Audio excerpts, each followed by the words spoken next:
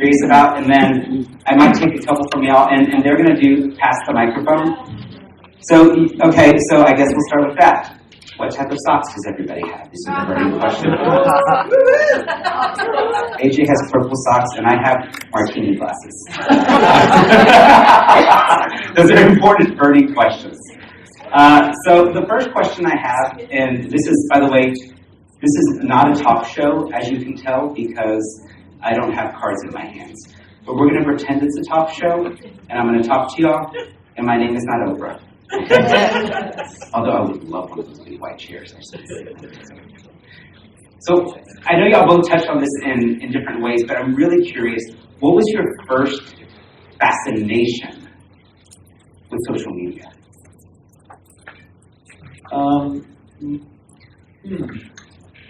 So that I'm like a thinker, so I could probably think for like 4 hours and then never come to an answer. But so let's see. I think the first thing, the one that got me really excited about everything was just the fact that I had certain people who were considered untouchable, like celebrities, that I got in touch with, and I thought, fortunately for me, it happened early on, to where it just gave me the validation I needed. That I was just like, why am I telling myself that I can't do something and I've actually never been proven wrong yet? So that was just something for me, being in touch with certain celebrities, where it was just like, it was me simply reaching out. And once I got that feedback, I was like, now I feel like I could literally, and I feel like that to this day, where if I needed to get in touch with absolutely anybody on this planet, I could do it. It's just figuring out who they are, who's around them, and how do I get in touch with them. So I would say it's just, that. So getting in touch with celebrities. Mine's completely different. So when I was in high school, like I'd go to these concerts and I'd see these dudes playing guitar, and I'm like, I want to be that dude. Like I want to be the guy who could influence a whole room of people. And we did that through our career. We played in front of thousands and thousands of people. And so once I understood, it's actually Brenda Richard who turned my mindset, and it's also Tim Ferriss, of like, you can use a laptop and technology to influence and get your message out across the world without having to be on a stage with a guitar strapped around you. That's powerful. And I would like to be able to make that impact, because that was what was coming through me. And that was social media and technology was ultimately the tool. It became the guitar, the microphone. But that's why I got into the game. Awesome. So for me, social media, I had this like huge aversion to it because, and I still do in a lot of respects. So one of the things that I always looked at, I was just like, wait, you want me to build something somewhere where they shut it off, my entire business goes away? How does that make sense? How does that make sense at all? And so once I realized I could use social media as a vehicle to move people wherever we really wanted them, whether it be a website, whether it be a webinar, whether it be an opt-in, whether it be an event, and we could use social media as the initial point of content, the conversation started, the hi, how are you? That's when I started to be like, okay, actually there's something to the social media thing. But before I was just like, it's a waste of time. And I think Perry had that stat earlier, it was basically 2 hours a day. I'm like, how? I do like 20 minutes a day, and I think it's overwhelming sometimes. But that's just me, my personality type, whereas Warren spends like 9 hours a day on social media. How much time a day do you spend on social media? I don't spend a whole lot. I probably spend around that 2 hour mark. Yeah, see, 2 hours, I'm just like, I need like 15 minutes and gone. Except now that I'm doing more live video. So a couple nights ago, I made a commitment on Facebook Live and Periscope, and that I was going to do a live video every single day through, it was like 2 days ago, and through the end of April. And I know that doesn't sound like a lot. It's like, oh, that's like 32 days. That's like 29 days more in a row ever than I've ever done before. I've done like, I'm going to do this. I do like 3 days, and the day before I'm just like, how the heck am I going to hit that? And so that was like a huge deal for me, because I see where social media, mind you, I've been telling my clients to do it. So it's very much, is do as I say, not as I do. Go to the live stream, go do this. And there's people out there really crushing it that I work with. So in terms of live video, for your specific platform, either what's there or what's coming, What do you like about it, and what do they need to know about the future of video on your specific platform? So this is a good question, which I may not have the best answers for. So of course, Periscope is Twitter bought Periscope, right? And so you could use Periscope to ultimately broadcast your videos. So what's coming down the stream, or the pipeline for Twitter, is ultimately big sponsorship, media buys from NFL, etc. So there may be an option. I've never done it, but I'm just thinking off the seat of my pants here. If you were able to have a big enough audience to do live streams, that there would be a media buy there because it's happening in NFL, NHL, and all the different sports teams. So that's a possibility. But there's lots of trolls with Periscope, more so than there is Facebook Live. So the conversation becomes, where should you spend your efforts, Periscope or Facebook Live? And I'd be willing to throw my hat in with Facebook Live more so than Periscope. Awesome. I'm going to add to what you were saying, and this gives Warren like another 30 seconds to think. So the thing here is so he talked about the media buys on Periscope. They're already doing that on Facebook. So if you have a certain amount of average followers and broadcasting a certain amount, Facebook's now saying, we will pay you to put commercials into your broadcast. So it's already going there. Every single one of you is a media company. I mean, you really are. And it's just a matter of which platform you choose to be seen on the most based on where your followers are. And so that's what I was going to say on the advertising part there is, it's already happening. It is already happening. So the thing is they're doing, Afriel, do you know what the checks are? Is it like $200 or $150 or whatever? That said, $150, $200 is not bad for the commercial spot. Think, though, if you grew your platform enough that you could actually get Facebook to sponsor you, though, as opposed to $150 for 30-second ad. So that's the power of what you're learning this weekend. Okay, Instagram, which obviously is owned by Facebook. So. Yeah, what I've been doing with Instagram, telling my clients and what I've practiced as well, is with Octonation, I remember thinking, what the heck am I going to do going live on Octonation? Like, I hadn't told anybody that it was me running the account, and so there goes back into my head again, where I'm thinking, like, people are going to, comment about how I look, they're going to do this, I'd just rather not go live. And then I was like, no, there's too many people for me not to go live. And so I remember I went live for the first time, and everyone was like, kept commenting on my looks. That was the very first thing. But then I started asking them questions about Octonation and what they wanted to see come from the community. And I realized that I just facilitate conversation. It gets to a point where when you're building a community that it's so big that you're just another person in it, and you want to facilitate that conversation and make sure the things that they want to see happen. And if they want to buy stuff, you can ask them, how did you like that? And so I use Instagram Live as an opportunity to survey my existing community and say, what do you guys want to see more of? What would help you? What would help, you on this subject? And another thing that I did just recently was I was so happy about this design that I came up with. And so I told them, I was just like, how do you feel about it saying Octonation across the front? And about 200 people said we'd rather it say octopus. And prior to me, I was thinking, everyone's going to be walking around with Octonation on the front. It's going to be so great for Octonation. And I was, of course, thinking about branding and me. And so to hear from over 200 people, overwhelming amount that they wanted octopus and not the brand across the front, that saved me a lot of money and made me a lot of money by giving them what they wanted in the first place. And so oftentimes if you're thinking that you need to get ready or that you need to build a product or that you think you know what they need, come on live and ask. You might be surprised at the things that you find and how much harder you're making it on yourself and how much easier it actually is by just asking them what they want. Be vulnerable that way, and they'll serve more people. Yeah, go right ahead. So here's the other thing that I've learned about live video. It's not like a one-off thing. Like you do it and it works, or it doesn't work, or you get feedback, but you don't get feedback, and then you make a decision, I didn't get engagement, so therefore that was stupid. So there's a science called the 7-11-4 principle. And what it means is, and Google did this research, you can look at 7-11-4 formula. I call it principle because I like principles.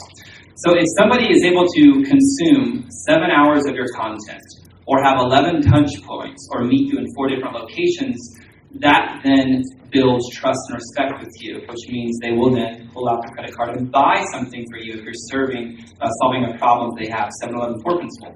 So if you apply this to the game of live video, there's massive value in the lurkers. And here's what I mean by that. If you're consistently doing what this guy's doing, right, and go live for 32 days, I'm like on number 4. Okay, here we go. So, quick disclaimer, I am going live when we finish here tonight, although last night on video I was like, I told you I was going to be live, except the next 3 days it's not going to be. Kenya's going to be doing it. I just won't see my face. And then I thought about it, and I was just like, if I don't do this, I'm just like, on Tuesday, not going to go back to it. So what's happening is, even if nobody watches, but they are watching, but if they're not commenting, they're not liking, they're not sharing, but they're watching, that's the 7-11-4 over the period of those 30 days, those 32 days, because you're going to be shooting them in different locations. So therefore, you're anchoring into their subconscious, into their minds, that they've kind of met you, but they haven't met you, but they feel like they have, and you consume their mental real estate for so much time that when you do make an offer 32 days from now, they're like, yeah, I'm going to give you some money. I make it on day 1. I don't wait 32 days. If there is not a link, I do not go live. And so part of that for me, one second. So part of that for me is so years ago, I forget where I was at. I don't remember where I was at, but I remember it was Lisa Nichols. And we were talking, and I was doing a bunch of things, and I was out there. She's like, well, "What do you have for people to buy?" And I'm like, "Well, nothing really." And she's like, "You need to offer them something." I was like, "Well, I'm doing that." She's like, "You're actually doing people a disservice by not having another opportunity for them to work with you beyond just hearing you speak." And to me, I never thought of it that way. So I was just like, "Oh, I'm just like at a cup." She's like, "Can you teach them everything in an hour?" And I was like, "Well, no." And she's like, "So you're just going to leave them hanging like that?" And to me, I'd never really thought about it like that. And so for me, when I go live, are we pushing a course? Are we pushing buy this? Are we pushing it? No. I mean, you've seen them like, okay, real quick. Big round of applause for Lisa and Karma and Kenya and Emerald and Rachel and somebody else who's somewhere. Tracy. Well, Tracy's doing entrepreneur stuff, but yes to Tracy. Because a big part of that number up there is them sitting over there somehow taking everything that we're saying and putting it out there into the world in addition with y'all. I don't know how they can keep up with how fast we talk sometimes, but they're doing an awesome job, so thank you for that. And that's the power of social media. That said, so we told you about that link, Sponsor 101 this morning, right? And I showed you about this afternoon. So we're still, every time they go live, it's not even me. I'm in here, and they're out there going live on my channel with this link. People are opting in and then buying a book. So how many people are we getting to teach and reach and serve and have the potential to serve even more in the future while I'm right here on this stool right now? And that's the real power of being able to go live. And that's why for me, like I said, anytime we go live, there is a link because I want them to know, even if it's not go buy this, I want them to know where they go to learn more. Even if it's a free book, a free PDF, a free video, a free webinar, I want them to know, okay, I was just here for 5 minutes, but you can come learn this here. And the other part of that, and so this is actually I'll let you both talk about this. Actually, Warren has to answer that other question first. Do you remember the other question? Okay, I don't either, but I thought of something very important. So here's what was very important to me at the time, and so I'm going to share it. So unless it changes, right now Instagram, like live videos, live when you're live, and it's gone, right? Yeah, you can now save your stream. Okay. And repurpose it for later. Before you couldn't, it went away, but now you can actually save the recording of your conversation. Okay, but in terms of the platform, like once you're off, it's... Yeah, there's no... Okay. So Periscope stays out there, but unless people are following you, like, they're not going to know you're there. The awesome thing about Facebook is because Mark Zuckerberg wants lots and lots of money in his pocket, the more people keep commenting on your replays, the higher it pops up. Yeah. I guarantee you, if y'all check Facebook, if y'all checked it, have y'all seen not my face, have y'all seen Kenya's face? Have y'all seen other people's room spaces here as soon as you open? It's because of the crazy algorithm stuff that they can do that I don't even want to try to understand. It makes it possible for that. It makes it possible to reach people. So we really want y'all to go live like sometime by the end of the weekend. Use the hashtags that Kenya told y'all to use, and even talk to these guys. They'll help y'all set up your first live and really get it out there. You had a question. Snapchat fit into any of those two filters or anything? Okay, I'll answer that one really fast. What was the question? Where does Snapchat fit in? Everywhere. I knew you were going to say that, Carla. I knew you were going to say that. So here's the catch-22. In terms of sponsorship, Snapchat is so new that there's really not the data. There's not data. That said, for those people on Snapchat that are building communities, it gives you the opportunity to really get in on the ground floor in terms of their influencer marketing and their sponsorships while they're figuring that out. And if these people, this first round of influencers gets it right, it's great for everyone else. If they get too proud right away and price themselves too high, it's going to kill it. And so, I mean, I was on a stage in 2011 and just flat out said, if you're on social media, it's a waste of time for sponsorship. And now how much, 6 years later, are we talking about social media as we lead into tomorrow and everything else that we're doing? And so, I mean, this is something that I still do and I practice every single day because it's changing. Technology is changing. And as much as I don't like technology sometimes, we have to adapt. So in terms of the next question, and we'll start with Warren here, is if these people, everybody here was to take one action on Facebook and Twitter. So if you have both, I want you to do this on both. One action on each platform before they go to bed tonight. What should it be? Go live. Set up account. Go live.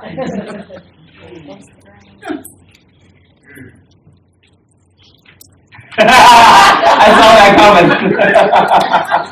So here's what I would do with Twitter. I told you earlier, find those authors, speakers, podcasters, those authority people on Twitter.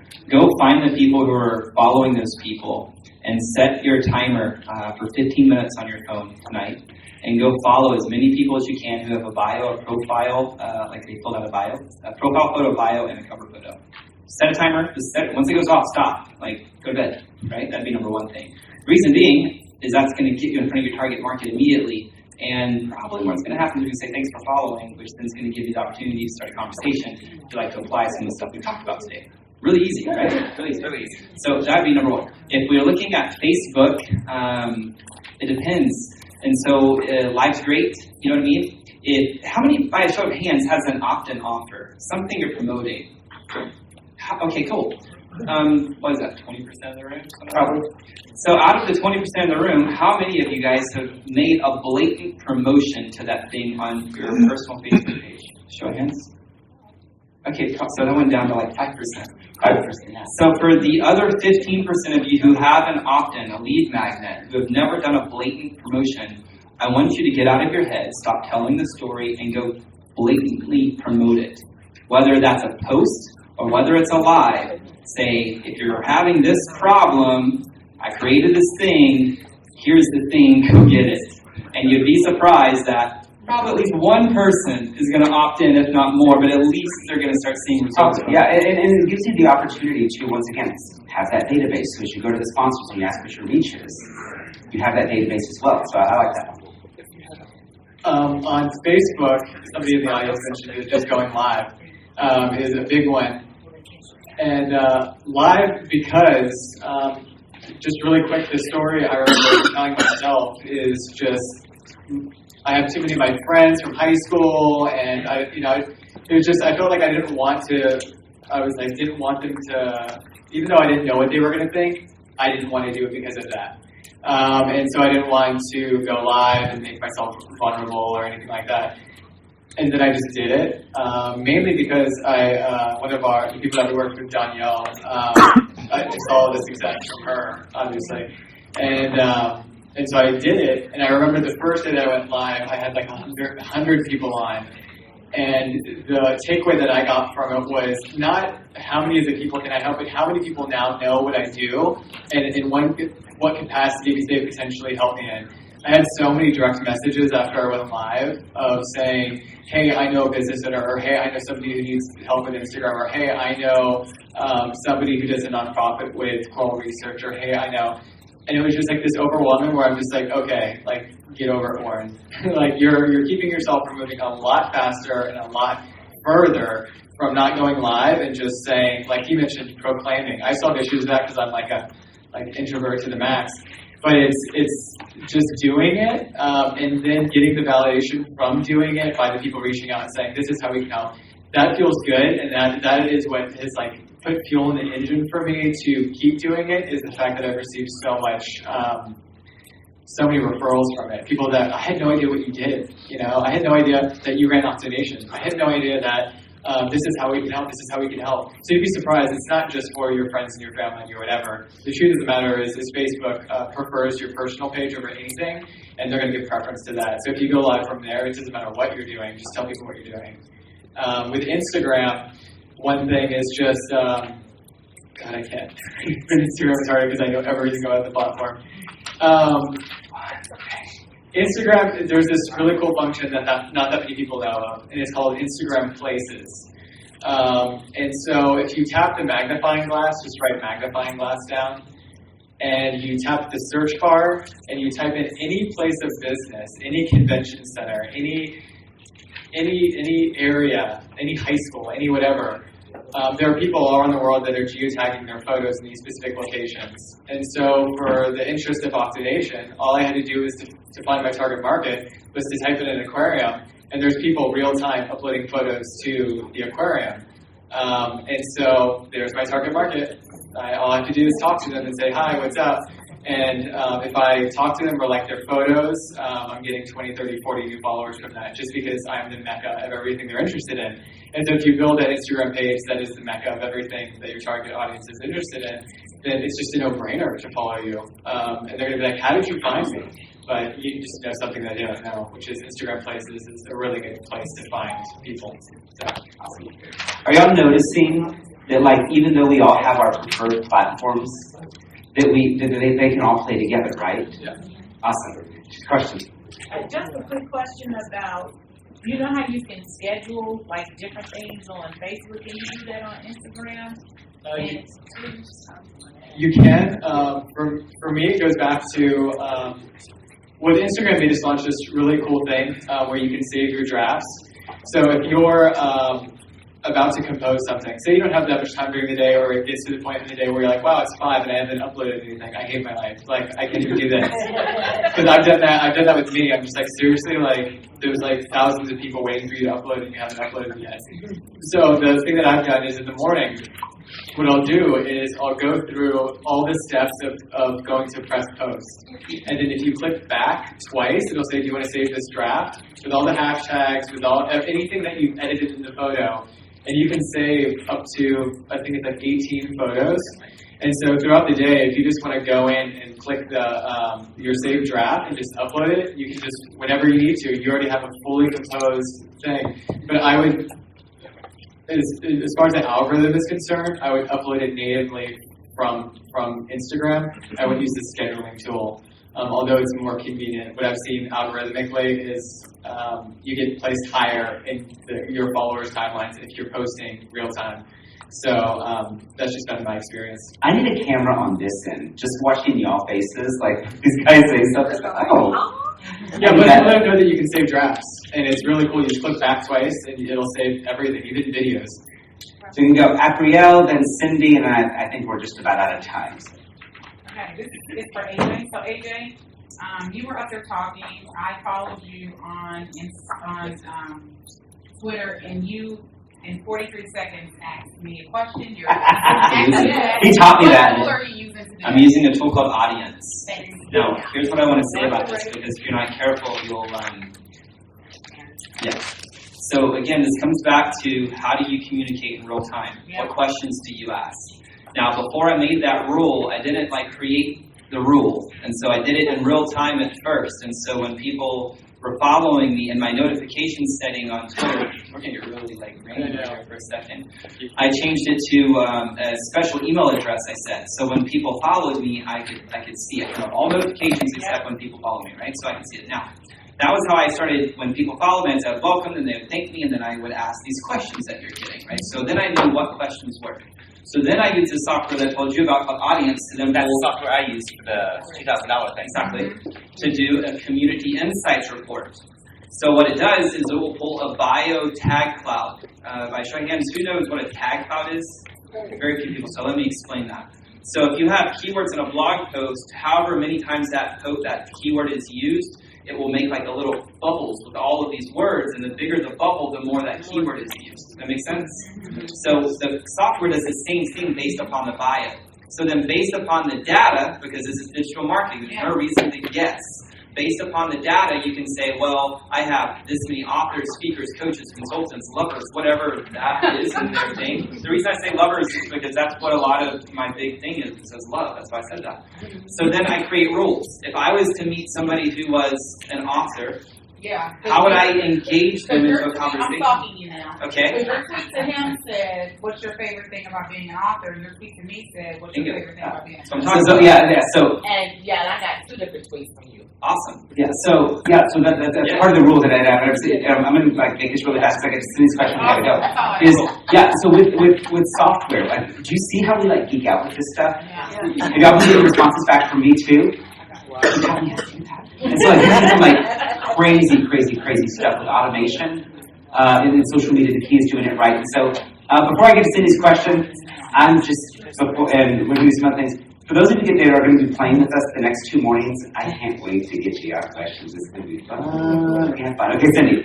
So, Warren, when you were saying about typing it in on Instagram, as far as what you do, or you're looking for your targeted market, because I'm in 2 different industries that people both need both of, I'm more interested in learning about, because I provide the service. Do I just type in like free whatever I do, or to get that target market?